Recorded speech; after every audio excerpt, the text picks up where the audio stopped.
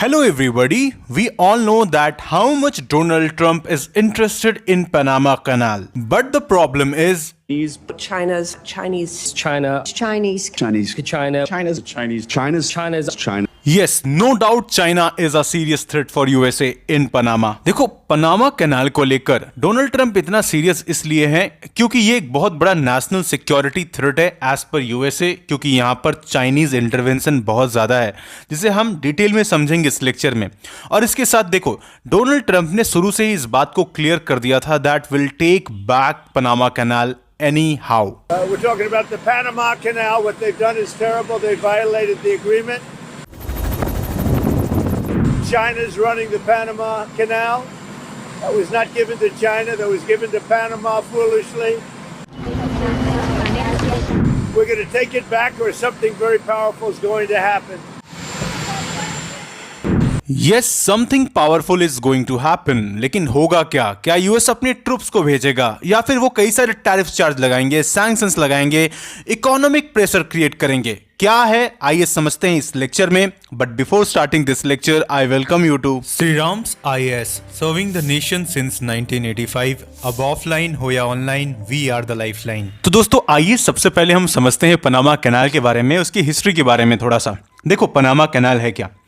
Panama Canal is an artificial 82 kilometer, that is 51 mile waterway in Panama that connects Caribbean Sea with the Pacific Ocean. मतलब ये जो root है ये Pacific ocean and Atlantic ocean को connect करता है, जिससे ट्रेड में काफी ज्यादा आसानी होता है। वरना होगा क्या कि आपको ऑल टुगेदर पूरा साउथ अमेरिका ना घूम कर आना पड़ेगा इस कॉन्टिनेंट को, एंड इससे ट्रेड काफ़ी ज़्यादा मुश्किल हो जाएगा और आपको पार करना पड़ेगा काफ़ी ज़्यादा हजार्डस रूट जैसे कि Drake Passage, Strait of Magellan, Beagle channel.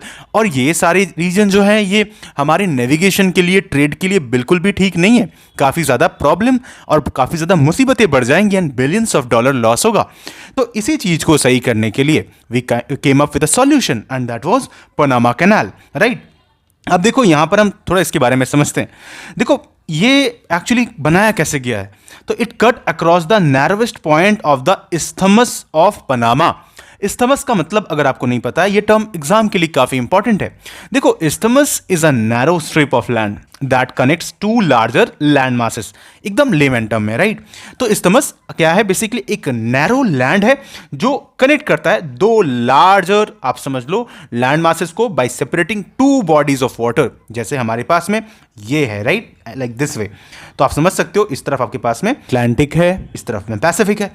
अब ये कनेक्ट कर रहा है एक्चुअली लाइक दिस। अब ये पनामा कैनाल है, राइट। तो इस तरीके से हम समझते हैं। अब देखो यहां पर आपको कुछ लिफ्ट सिस्टम मिलेंगे, तो यहां पर शिप्स को लिफ्ट किया जाता है, जिससे क्या होता है कि वो एक्चुअली लैंड मास के ऊपर है, मतलब क्योंकि ऊपर से जा रहे हैं ना, कैनाल से जा रहे हैं, तो उसको जो डिफरेंस है उसको मीट करने के लिए यहां पर लिफ्ट सिस्टम है। तो जैसे कि ये कहां पर बना हुआ है लिफ्ट, तो जैसे कि गैटून लेक में। अब ये एक आर्टिफिशियल फ्रेश वाटर लेक है which is one of the largest, आप वर्ल्ड में जाओगे, one of the largest artificial fresh water lake. And आप समझ लो कि ये जो एग्जाम में क्वेश्चन पूछा जा सकता है प्रीलिम से इससे रिलेटेड कि ये लेक का वाटर जो है ये फ्रेश वाटर है, तो आ कहां से रहा है पानी? तो ऑब्वियसली चाग्रिस रिवर एंड लेक एलाजुएला। ये एग्जाम के लिए काफी इंपॉर्टेंट पॉइंट है आपके, खास करके प्रीलिम्स के लिए, तो आपको पता होना चाहिए दो पॉइंट के बारे में, राइट। तो यहाँ पे जो गैटून लेक है it is actually fed by the river Chagres and Lake Alajuela. Okay, तो ये सारी चीजें यहां पर जो इंपॉर्टेंट हो जाती हैं।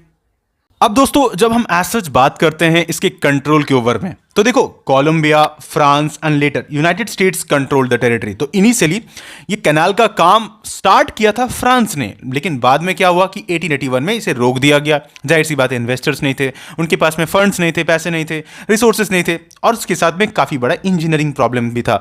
तो काफ़ी सारे चैलेंजेस थे उस वक्त में, तो फ्रांस इसे कंटिन्यू नहीं कर पाता है। और बाद में हम देखते हैं कि यूएस ने इसे एक्चुअली टेक ओवर कर लिया 1904 में, 1904 में, और फिर 1914 में हम देखते हैं कि ये कैनाल खुलता है, बनकर रेडी होता है। और जाहिर सी बात है यहाँ पर काफ़ी ज़्यादा एफर्ट्स लगा था यूएस का, और यहाँ पर कहा जाता है कि 25,000 से ज़्यादा, अबाउट 25 to 27,000 के आसपास वर्कर्स लगे थे, and that is huge number, right.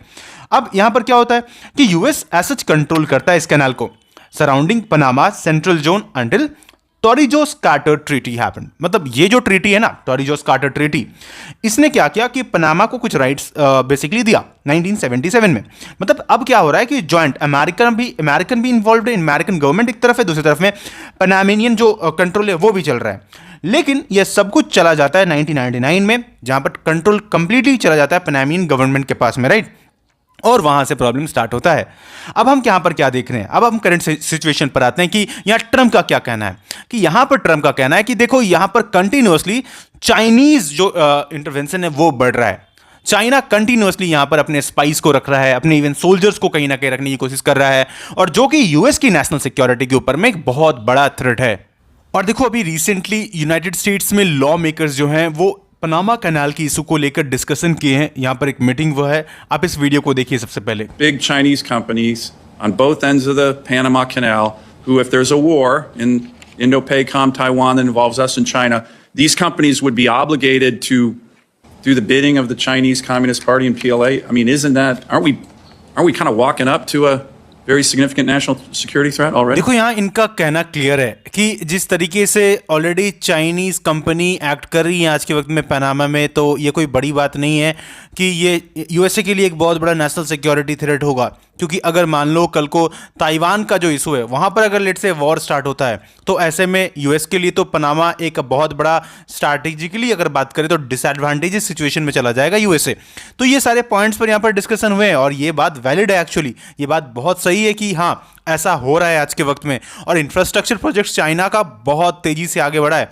हालांकि देखो यहाँ पर अभी यूएस के प्रेशर के बाद में पनामा ने रिसेंटली जो बीआरआई है उसके तहत जो इन्वेस्टमेंट्स लेने का प्लान था इनका, वो कहीं ना कहीं खारिज किया है। लेकिन अब यहां पर देखना काफी इंटरेस्टिंग होगा कि यूएस किस हद तक प्रेशर क्रिएट करेगा पनामा की गवर्नमेंट पर, और क्या यहां पर डोनाल्ड ट्रंप का प्लान है, किस तरीके से यहां पर वो पनामा कैनाल को वापस लेंगे। ये काफी इंटरेस्टिंग होगा समझना। तो देखो इस टॉपिक से रिलेटेड कई सारे अपडेट्स आएंगे और इन सारे अपडेट्स के लिए आपको जुड़े रहना है श्री राम साइंस के चैनल के साथ, क्योंकि हम आपके लेकर आएंगे अपडेटेड वीडियोस, राइट। और अगर अभी तक आपने इस वीडियो को लाइक नहीं किया है तो लाइक करें, शेयर करें। And I hope you understood the lecture.